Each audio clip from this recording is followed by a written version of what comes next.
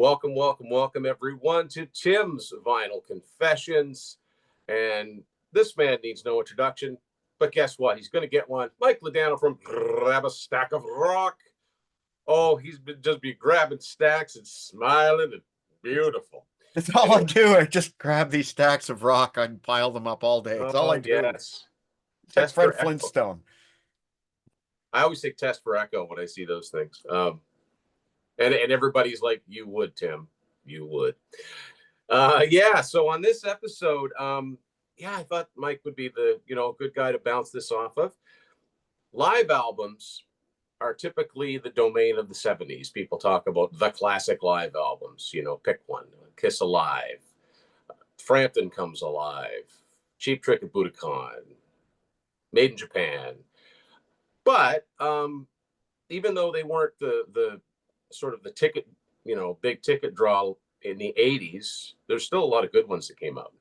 So I thought Mike and I would list our top 10 live albums that came out between 80 and 89 with some honorable mentions. And in that spirit, I believe Mike has one honorable mention. Well, I'm curious to see what we've got the same.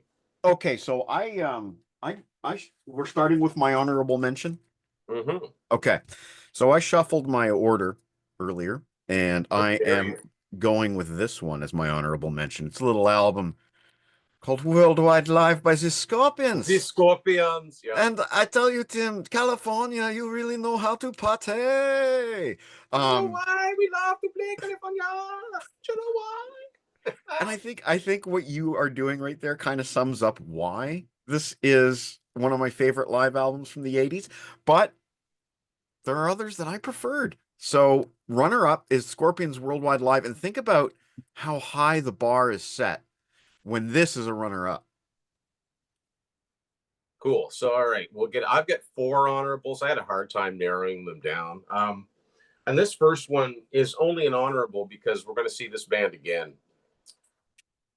Rush, Show of Hands from 89. Now, this is heavy on the synth stuff, heavy on Power Windows and Hold Your Fire. I like this album, and I've got a soft spot for it because this was the first Rush album I bought when it first came out. I was at Sam the Record Man to get the cassette. I don't know, January 4th, 5th, whenever. It was, I was right there buying it. And I remember Much Music was playing the video to Marathon and live version of Closer to the Heart. So yeah, got a soft spot for this, but hearing from them later. Next up, I debated putting this one in at all, but the fact that I found it on vinyl, I think is worth talking about. Doc and Beast from the East, 1988, as the band were probably pretty much broken up. This is a Canadian copy on Elektra, and live albums from this sort of band were really rare. But I think that either management or the labels geez, these guys are just starting to sell records and they're breaking up. We need to get something out there, and so they put it out. One new track, Walk Away. That's so ballad. And I would probably rate this album higher if it had rhythm guitar on it, because when Lynch takes a solo, the bottom drops out. Nothing. That's no disrespect to Jeff Pilson on bass, but all of these tracks were recorded with rhythm guitar tracks, and the knowledge that Don's a perfectly capable guitar player and just egos, they could have sounded so much more powerful live. Some of Don's vocalizing on this is a little iffy too, but anyway, good collection of songs. Next one's the only cassette I've got to talk about, and I'm talking about it because there's something in this that makes me laugh. It has nothing to do with the music. Triumph Stages, 1985. Got this for Christmas in 1988. What makes me laugh? I know I've shown this off before, but so it's got that cool shot of the band on stage. On the other side, it's an ID card you could fill out in case you were, if somebody you were in an accident. You got a Triumph identification card. I don't know why. I just think that's funny. It's like we got to put some extras in here. What could we do? How about an ID card? I had the exact same cassette, so I must have had that ID card, right? Everyone I've ever seen came with the ID card. And to be honest with you, the only copies I've seen are Canadian. I've never looked inside it, but I'm sure that on Discogs you can find out more. But I just find it funny. And I love Mind Games. I think that's a great song. Weird video, but a great song. And Empty Inside is okay. The two new studio tracks. It's low on my list. I have never liked the way they do Late on the Line live.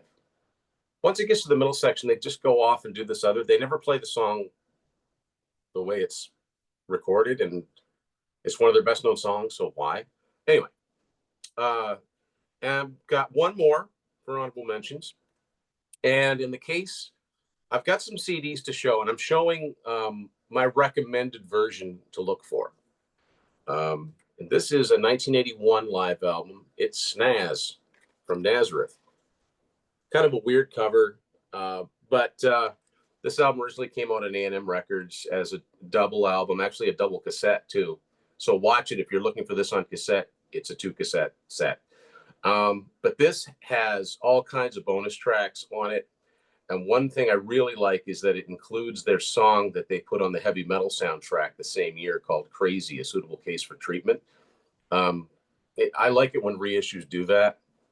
But this is a great, I mean, this is like Greatest Hits Live, and the live versions of these songs really, it's a cliche, but they're really better, especially a song like Holiday. Holiday was a big hit in Canada. I've never liked the studio version. It's a little too Jimmy Buffett for me, but live, it's a rocker. So I think it's worth mentioning. So those are my honorable mentions. Now we'll get to Mike's number 10. Okay, so this is my number 10 because I have spent the least amount of time with it in my life. It's the most recent of these albums in my purchasing. I bought this probably during the pandemic when I was completing my Styx collection, which is still incomplete. There's lots of Styx live albums, by the way, but this is the one that they did in 1984. And, there's some live albums that we're going to be talking about today that have studio tracks and some that do not. This has one brand new studio track called Music Time, and it was the very last collaboration between Dennis DeYoung and Tommy Shaw for a long time. Tommy is basically not in the music video at all. It's basically the other four guys.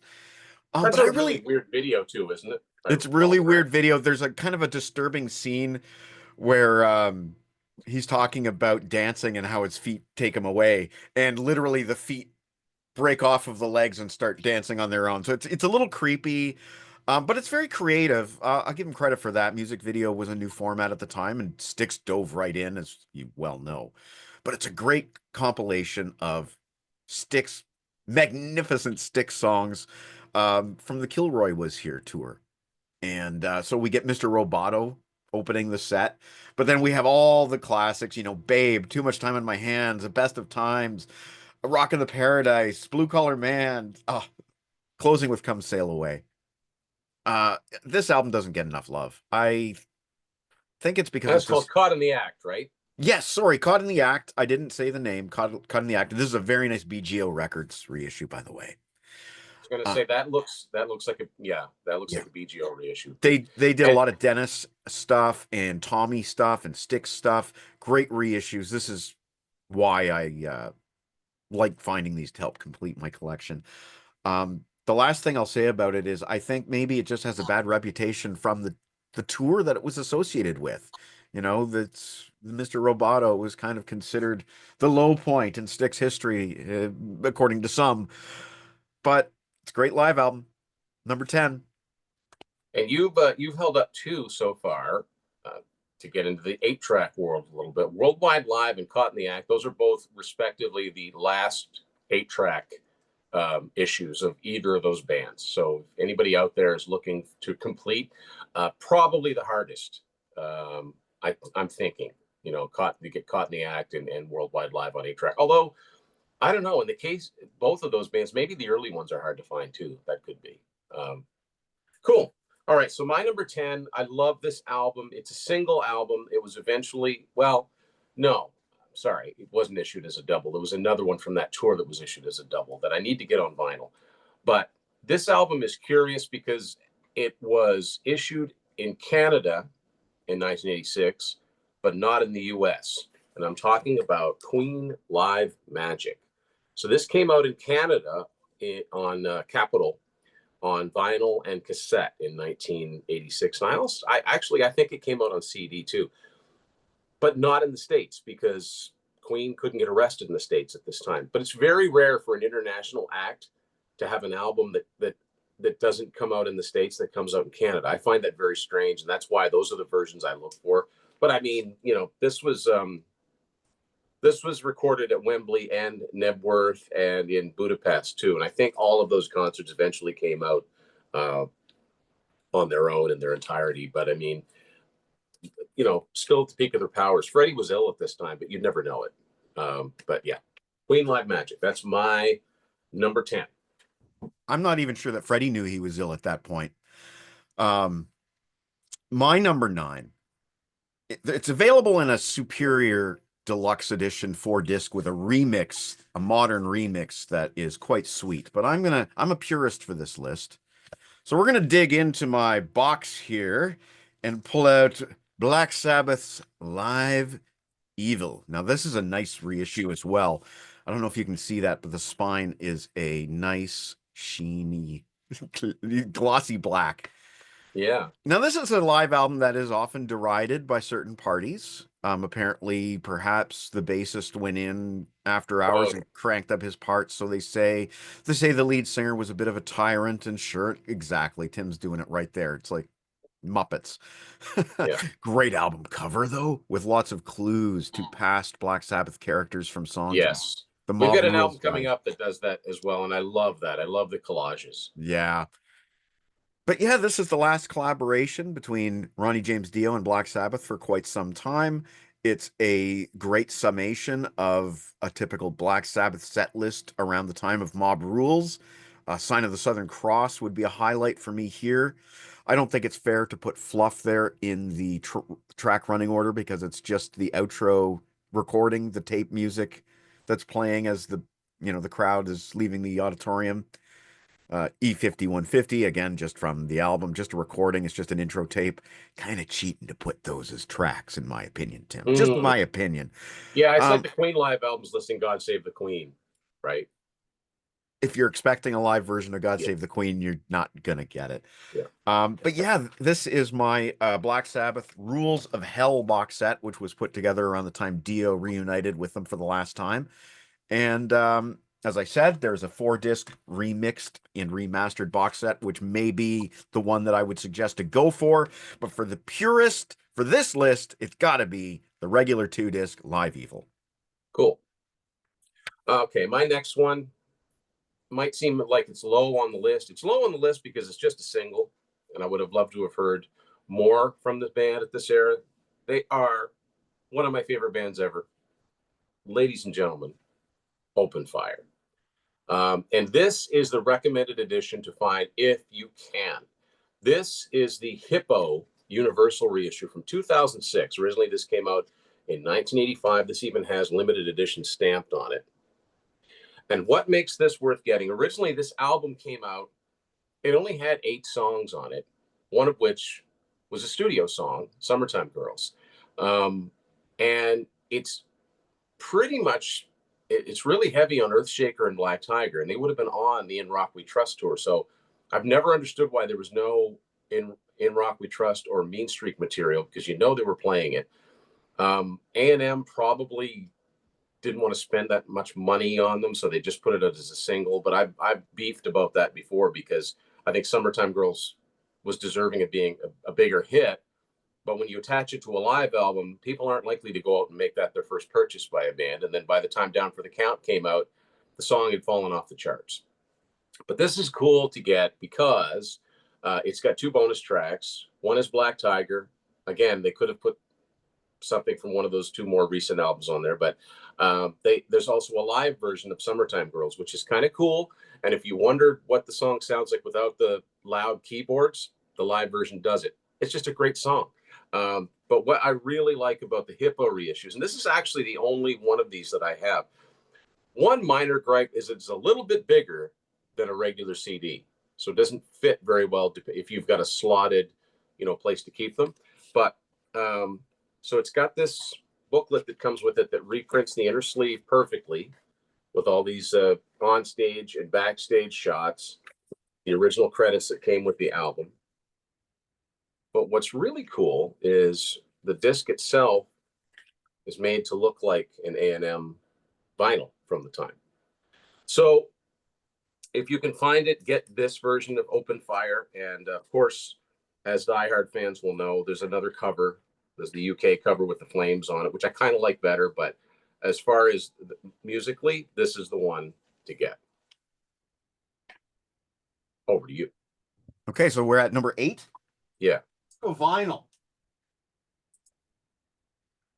I think Rob Halford used to say, time to grab hold of something, something make it hard. Let's go with the turbo. Lover. This is one of my childhood albums, man. I know it's, again, like Live Evil, derided for a lot of studio trickery after the fact. La la la la la. We're gonna see that on 90% of our albums today, okay? Yes, the album cover's horrendous. We've It's talked a about that. really, it's a weird, yeah. We talked about that in the Contrarians, didn't we? Yeah, we did. Brown album covers.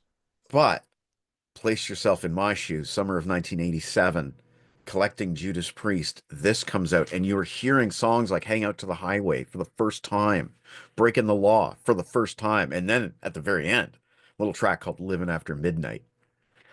First time. Yeah. And at that same time, there was a WWF tag team wrestling team, the Midnight Rockers, and Living After Midnight was their theme song.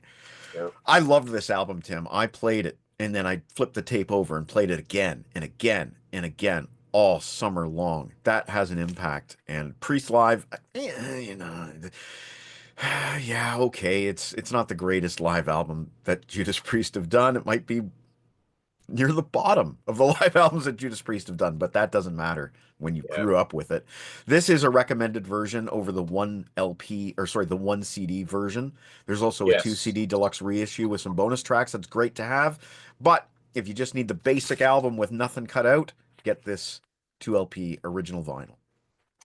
Yeah, I think that the common trend here is that chances are a lot of these live albums, there are songs on them that it's the first time we heard the songs because we heard the live versions before the studio versions. Okay, my next one is another slightly more recent reissue. It came out in 1985. Wasn't initially issued in North America on CD, which is one of those weird things that get missed. But it got reissued in 2011, and it's confusing because it's the cover and the title are very close to the previous album that this band had put out. This is Yes, 9012 Live, The Solos. Of course, they came off 90125, which was this freak hit out of nowhere. These old prog guys back, and all of a sudden they got a #1 song, triple platinum album. That's kind of what the 90125 album looked like. And so they put this album out, which it's got some great performances on it, but it is what it sounds like. The solos, like there's a bass solo, there's a bass and drum solo, there's a guitar solo, there's kind of a vocal solo. It doesn't have a lot of actual tracks on it, but the reissue adds 2 tracks. But what's really cool about this is that the songs, some of the songs were recorded in Dortmund, Germany. Some of them were recorded in Edmonton, which is kind of neat. So there was a home video that came out to go with this as well. But if you're a fan of the 90125 album, yeah, it's got Hold On and Changes on the main album, but the reissue version restores City of Love and It Can Happen. But you know, it's I hesitated to put this one in here, but I did want to mention it because this is a really cool reissue. Now, some people might say, but there's another Yes album that came out in 1980 called Yes Shows. And it's good. It's a really good live album, and I like that period of the band a lot. But the material is all from the 70s. It's all from the Going for the One or Tormato tour, so that's why I didn't include it. This is very, very 80s, and the outfits that the guys have on are very, very 80s. So that is. Oh, and that's another thing. This is on Friday Music through Rhino, and they always do great jobs reissuing. But the disc itself looks like an Atco vinyl. So that is my next one. Cool. My next couple of picks are sort of well, they're not really hybrid live albums, but they do have studio material. Yeah. And to me, they're only hybrid albums if it's half and half. Right. But we do have a new studio track on Dawkins' final album from the 80s, Beast from the East. I love this record. This is one of those times where a band you wouldn't think would have enough material to make a good double live album absolutely delivered on the double live album. You know, there's only one studio track on here. the Yeah. ballad Walk Away. Oh yeah, and there's there's tons of Tooth and Nail and Under Lock and Key and Back for the Attack. Now I wish they'd done some more songs for Breaking the Chains. They only do Breaking the Chains, I know, and I wonder why about that. and like the Priest one, don't. I mean, I've got it, but if you haven't got it on CD, look for a deluxe edition because the CD cuts 3 songs off to make a single disc. Exactly. You can get the Rock Candy 2 disc edition on CD, but not the original single disc. Yeah, Or you can go for the vinyl. yeah, In fact, I think it looks better on vinyl. it's pretty cool. I think we're formatted for vinyl, right? Yeah. Um, but there's some great material on here, and I think Mr. Scary would be a highlight for me Oh yeah. personally. Yeah. Um, Brilliant live album. I think this is, I'm going to go out on a limb here. I'm going to say if you don't own any Dokken and you want one Dokken purchase to sort of represent that band in your collection as your first and possibly only Dokken, Beast from the East. Mm. Well, agree to disagree on that one, but nothing wrong with the material on it. I'd go for the very best of Dokken from '99, but that's just me. Um, okay, my next one was a pleasant surprise when I wandered into Sunrise because at the point that I bought this a couple of years ago, I only had this on 8-track, which is a double set, of course. Fleetwood Mac Live. This came out in 1980. It's from the Tusk tour, so I guess some of the material would be from '79, some would be from '80. But this deluxe edition has a 3rd disc, which is unreleased, previously unreleased stuff. And what makes it weird is that it's from 1982, so it's from beyond when this came out, but it's still really good stuff. There were let's see, there were 3 songs that were on here that weren't on any previous album. Fireflies, One More Night, and a cover of the Beach Boys, The Farmer's Daughter. Now those are sort of like live slash not live, captured backstage kind of thing. None of them became hits. What's cool, and this will tie into Mike holding up the Priest record. I like the fact that in the earliest days of Lindsey and Stevie joining, they still dipped back into the Peter Green era of Fleetwood Mac, the original blues rock stuff. They do all well on the main album, but on the 3rd disc, they do the Green Manalishi with the 2-pronged crown with Lindsey singing it, and it's pretty cool. So that's I still got to get this on vinyl too. You don't see this on vinyl very much, but Fleetwood Mac Live. Heck, you don't see it on CD that often. My next pick is another one with a studio bonus track, and in this band's case, right on the cusp of the turn of the decade from the 70s to the 80s, they put out a double live album with one of my favorite songs from this band. It's called Hopelessly in Love. And the band is Journey, and the album is Captured. And this is, in my opinion, the version to get if you don't have an original vinyl. Yeah, I kind of figured we might have Let's. this one. This was next for me, so I might as well hold it up. May as well hold it up. Yeah. For me, it was hearing some of these songs live for the first time, yes. Or hearing the songs for the first time in live versions, yes. I think this is Journey just cooking on all cylinders. This was with Greg Raleigh still on keyboards, although not on the bonus track, unfortunately, not on the studio track. Great cover art, totally classy. There's the scarab, really cool Journey logo that just kind of looks like we're heading into that digital decade, the 80s. Yeah. Captured, great title. I don't know, Tim. What else do you want to say about Captured? I love how the album art. I love how they go from Captured to Escape because the Escape has the scarab busting out. I always thought that was so cool. This was my first Journey album. My uncle had the cassette and I wanted to borrow it, and he told me I could have it. So this was Other than Any Way You Want It, Love and Touch and Squeezing, and A Wheel in the Sky, I'd never heard any of these songs before. So La Doo Da, Where Were You, Line of Fire. There's some rocking stuff on here. There's a song on here that never appeared in the studio version called Dixie Highway, which is okay. It's more of a jam, I think, than a song because the middle of it kind of gets away from the original premise. But great drum solo from Steve Smith. Oh man, this lineup was just on fire. And it was Greg Raleigh's swan song. As a matter of fact, he does not appear on the studio track. And The Party's Over. What a fantastic song. What a fantastic song.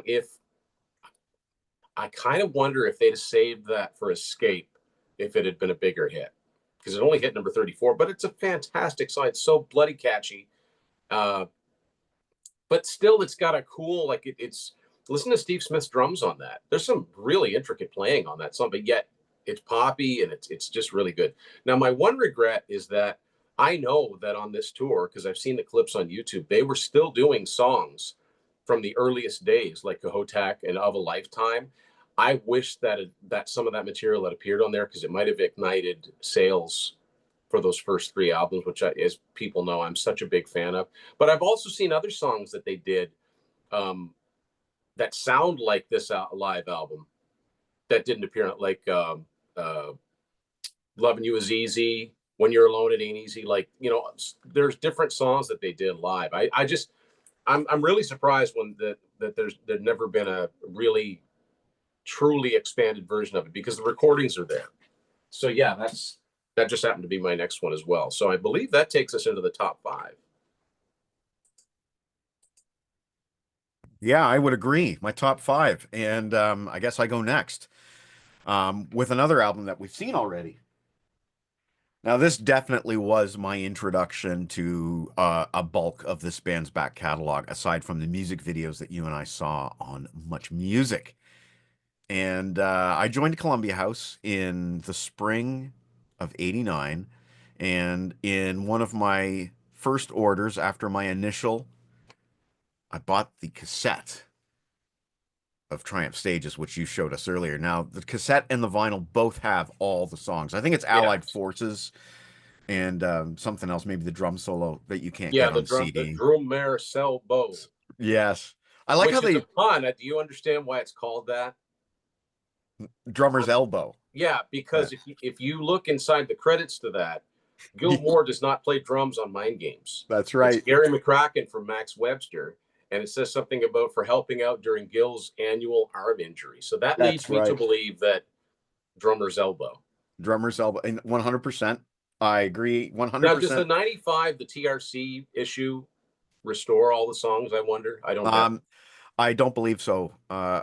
Not in, I don't have it on CD anyway, and I Somebody try to needs to keep on somebody top of needs to these. fix that out there. Yes, 100%, because really this is a good length live album. It's nice, healthy length. You get a drum solo, you get Rick's guitar solo.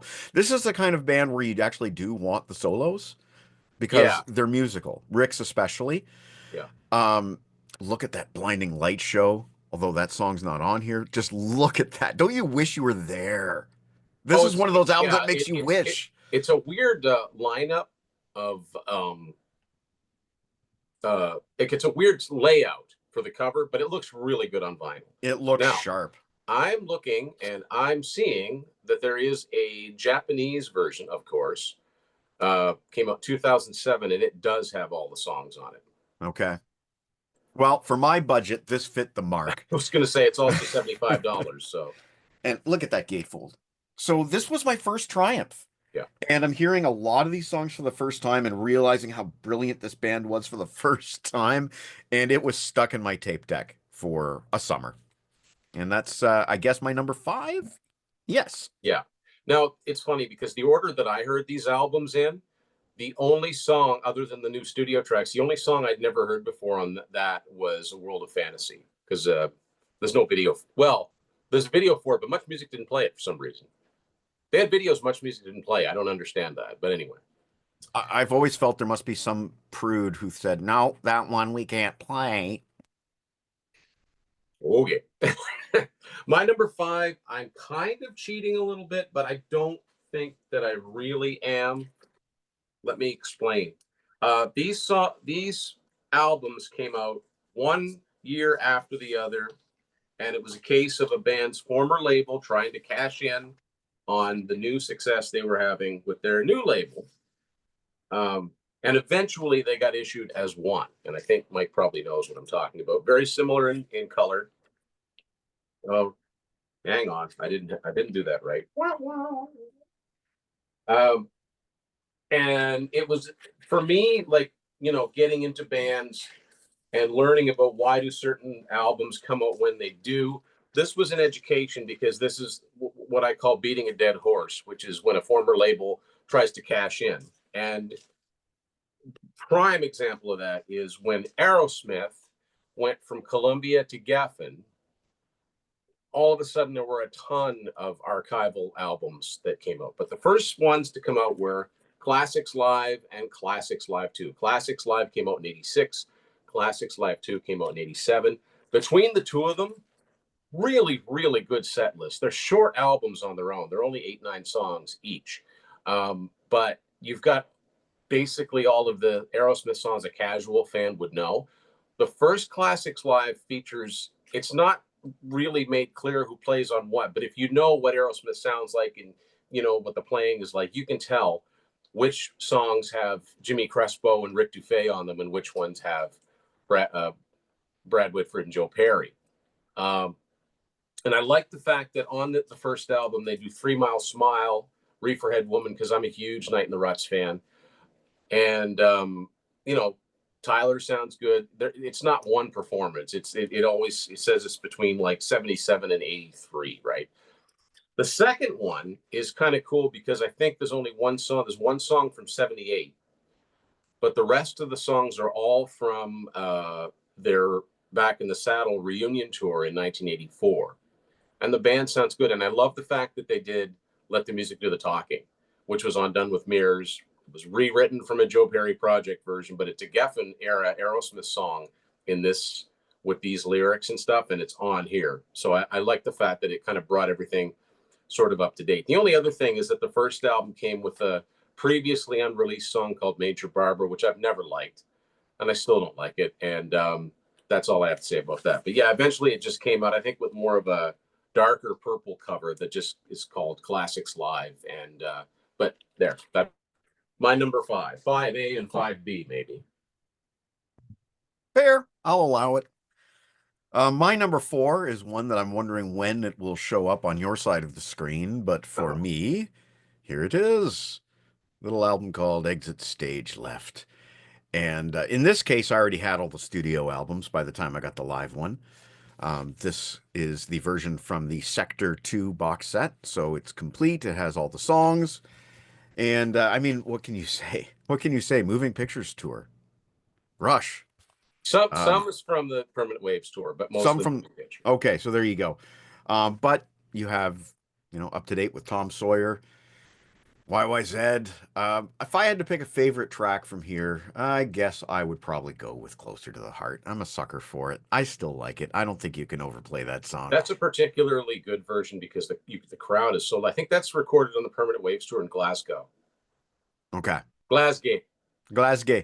Welcome to Glasgow. And you can see, as Tim alluded earlier, here's an album with some oh, I love it. Some cues from past covers, especially on the back there. Yep. Brilliant artwork by Mr. Hugh Syme. Yep. And nice gatefold if you had it on vinyl. Maybe more later. Maybe more on that later. Maybe more. Maybe we'll see the vinyl.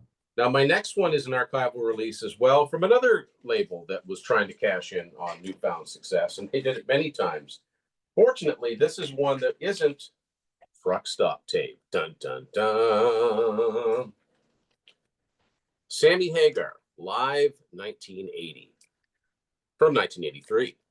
But, you know, it's all 80s stuff. This was recorded at the Hammersmith Odeon, where Sammy was actually quite successful before he was in the States. I love the back cover because it's got this huge curtain that's about to drop. Spotlights. I really like it. And as I mentioned in a certain book, I wish that they would put out a deluxe version of this. It's only got 8 songs on it. There's nothing before Street Machine because that all was released on the All Night Long live album or Loud and Clear if you got it in the UK. But obviously he did more than those songs live.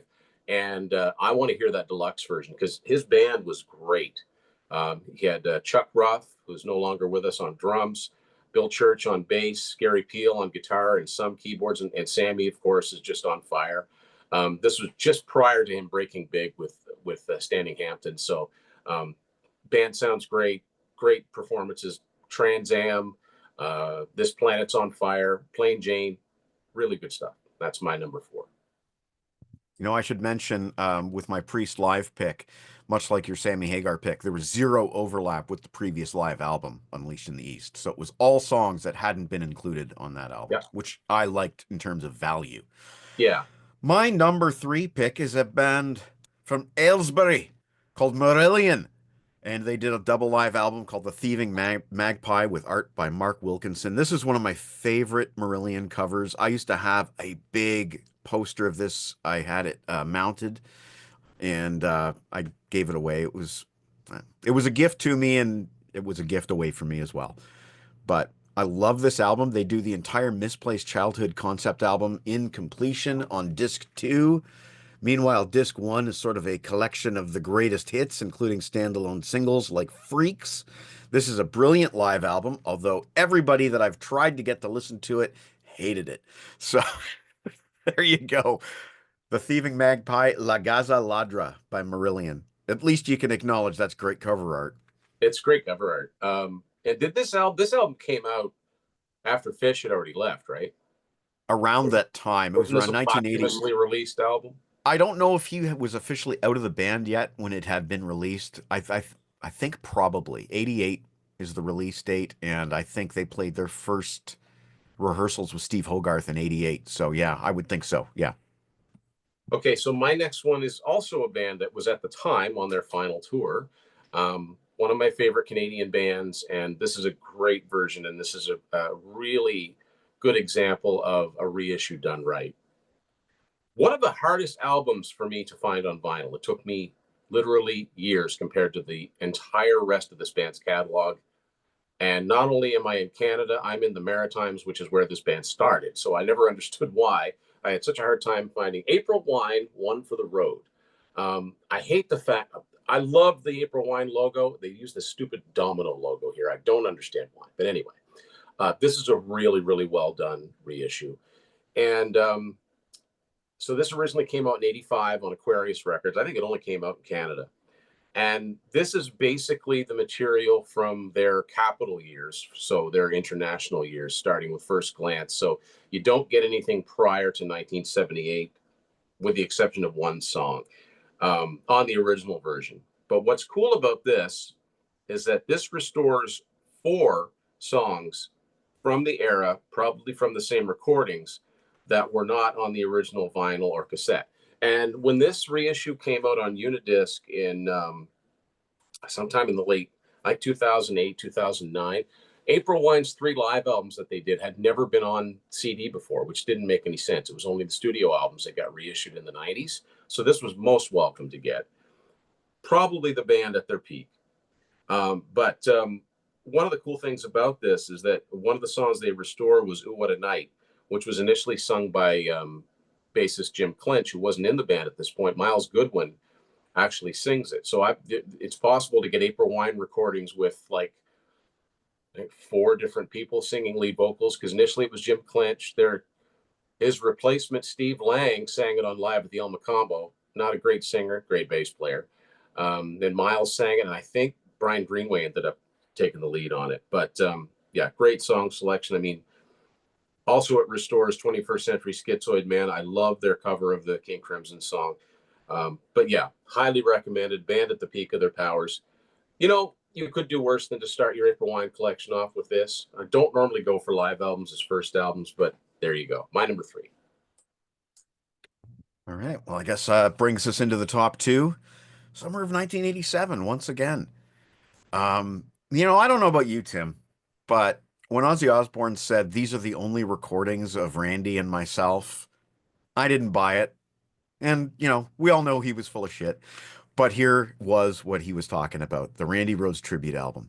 And I never know what exactly to call it. Is it Ozzy Osbourne / Randy Oh, Rhoads this tribute? is this is a Martin Popoff. Like, what the heck do you call this thing? I call it Randy Rhoads tribute by Ozzy Osbourne. That's what I call it. But it's But almost billed in some cases as if right, it's by the both of them. right, right. And it was almost marketed that way too, because Randy was such a big deal at that time. He There was was a lot still a of buzz fresh about this album. loss. Much music played the live Crazy Train video all the time. First time I heard the song, I'd never heard Crazy Train before, with Ozzy with his Rod Stewart hair. Right. Yeah.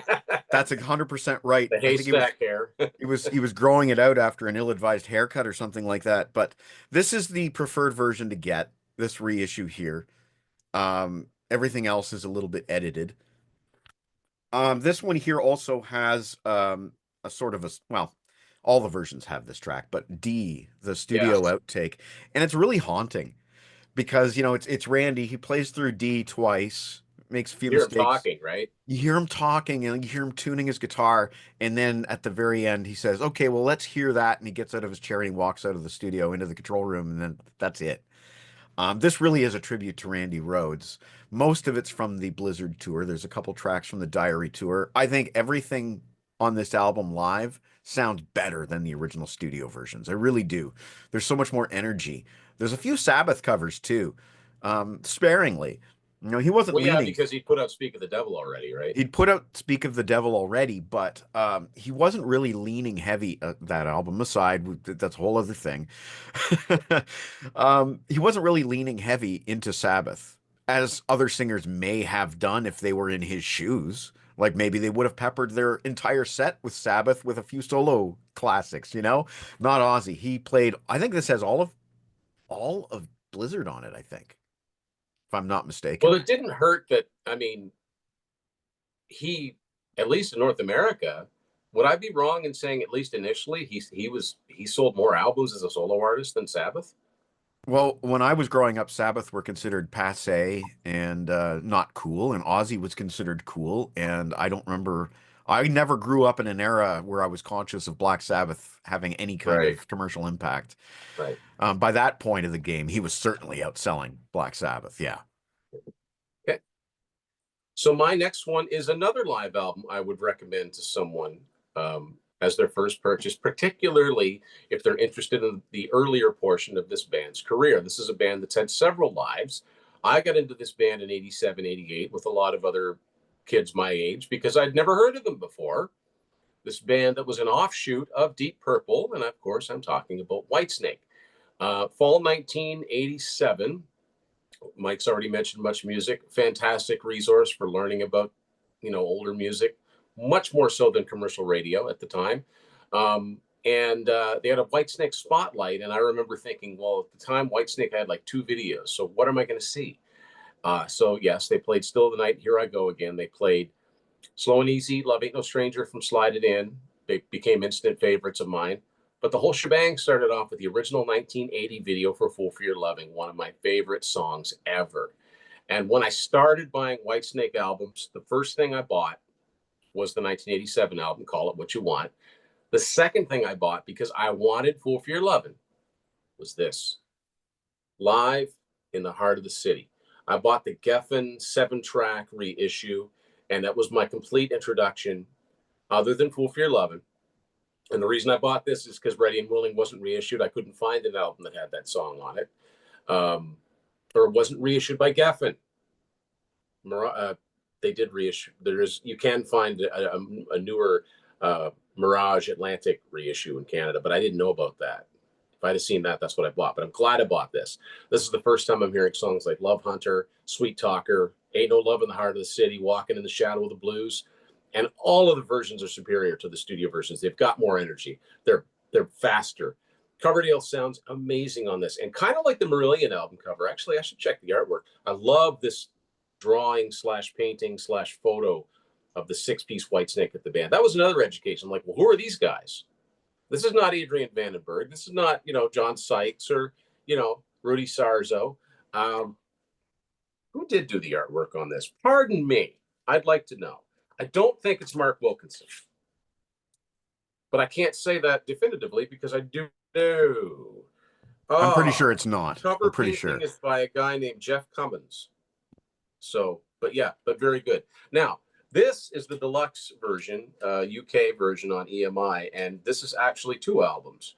It's the original "Live in the Heart of the City" that came out in 1980, and it adds one song to the track listing, and that's the song "Ain't Gonna Cry No More" from Ready and Willing, because this is the Ready and Willing tour, recorded 23rd, 24th June 1980 at Hammersmith Odeon, I think. I think it was Hammersmith Odeon.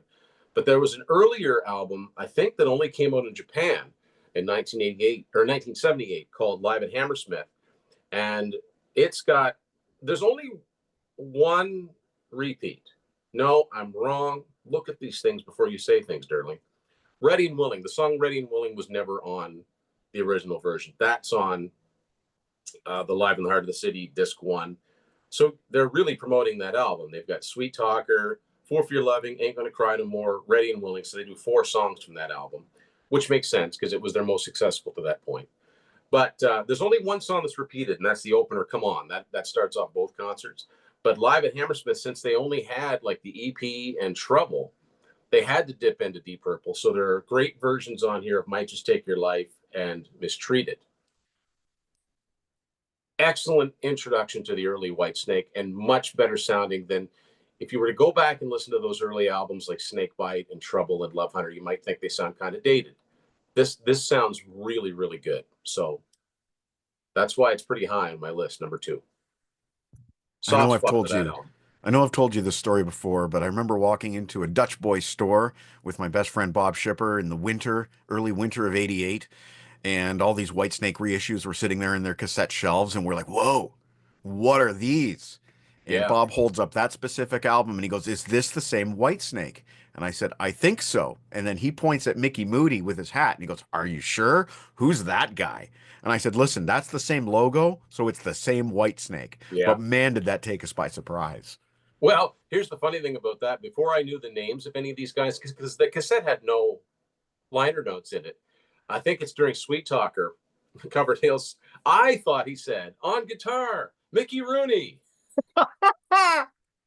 And I Now, still think it sounds like that. Also, it's the first time I heard him say, "Here's a song for you." oh yeah, which is It's a now, little bit laid back because years later, "Here's a song for you." and now it's every song is. Oh my goodness. Yeah. Okay. But good stuff. So that takes us to the top, as it were. Number Well, one. if David Coverdale has his "Is a Song for You," then this particular frontman might be known for "Scream for Me, Name of City! Yeah. Scream for Me, Name of City!" And in this case, it was Long Beach, California.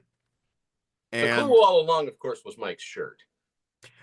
this is actually, I'm still wearing the same shirt from last night. I just finished recording an episode with Johnny Klauser. Yeah, exactly.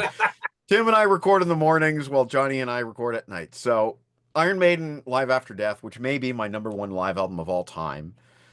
You can't tell me though that there's no messing around after the fact. Listen to those background vocals. They are immaculate. There's no way.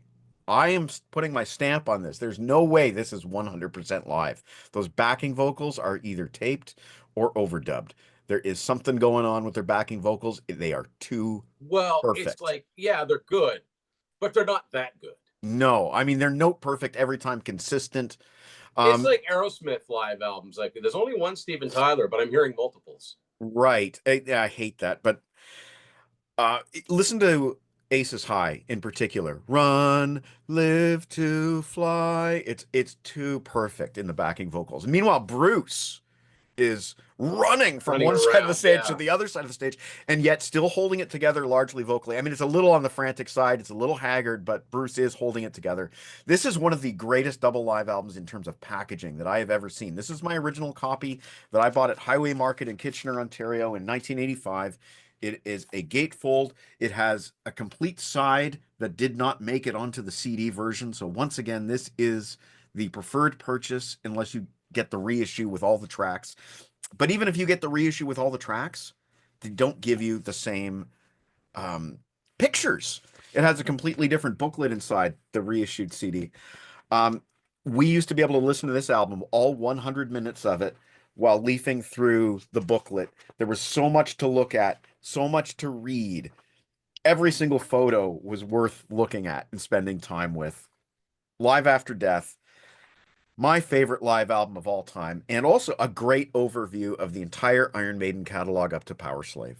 My number one. There was, I would say that despite, or unlike most live albums from the 80s, there was quite a buzz about that album, right? Yeah, there was, and I don't know why in particular, except that maybe Iron Maiden were considered such a great live band, and they were finally captured, and not like other bands where it's like, oh, their live album it doesn't really give me that feeling of being at the show. Well, this does. Martin Birch, and yeah, Yeah, Martin Birch just produced your last pick, um, and I think he also produced. No, he didn't produce Live Evil. That was Geezer and Tony. But he did produce this. Oh, and you know what? In terms of album cover art and cues to past covers, there's the pyramid from Power Slave is visible somewhere back there. I'm pretty sure. I see a Grim But Reaper on there. the Grim Reaper is there. Or The Killers. headstones, yeah, not Killers. No. Well, he was on Somewhere in Time for sure. But this might be the first appearance of the Reaper. No, he was on Power Slave. He was on Power Slave for sure. But there's also stuff written on these tombstones that's fun to look for, such as Freedom of Rock, Rest in Peace, Live with Pride, Metal Lives, Here Lies Derek Riggs, Rest in Peace, Here Lies Faust, in Body Only. Uh, and then Derek Riggs' little signature. Right by my fingernail there, you can see it on that tombstone. Great live album, great artwork. 10, 10 out of 10. Begging to have it on vinyl, right? Absolutely. Original vinyl with all the photos. So my number one, and people could probably figure this by now. Of course, it's Exit Stage Left. I think that this captured the band at the peak of their powers. I mean, this era of the band, the Moving Pictures era. This came out late 1981, and it's just fantastic. And yeah, the gatefold is so cool. I mean, it references all of their albums, even the first album. And you might where? Well, it's on the road case. Yeah, it's really cool how they do it. And yeah, the original CD doesn't have a passage to Bangkok, but what I really love about it, and it's the whole logic thing about Rush, is that the original CD to Exit Stage Left is missing a passage to Bangkok. The original CD of All the World's a Stage doesn't have What You're Doing. They put both of those songs as the representative tracks on Chronicles. So, you know, kind of, but the issue is restored anyway. I also want to point out that if you get the version of Moving Pictures, it's got 2 discs, live in YYZ 1981. It's like Exit Stage Left on steroids. So as good as Exit Stage Left is, once I got this, I liked it even better. It was the first time I heard anything from Hemispheres. I didn't have Hemispheres at this point. It's the first time I heard Red Barchetta or YYZ, and I remember being surprised when all versions of YYZ didn't contain a Neil Peart drum solo. My absolute number one favorite, one of my favorite live albums of all time, Exit Stage Left. There you go. So yes, top 10 with some honorables, live albums from the 1980s. What are yours? List them in the comments, and thank you for watching. Mike, thank you for sitting in. And don't forget to subscribe to Grab a Stack of Rock, and subscribe to this channel if you're just watching and haven't subscribed already. We'll talk to you later on Tim's Vinyl Confessions. Have a wonderful, wonderful day.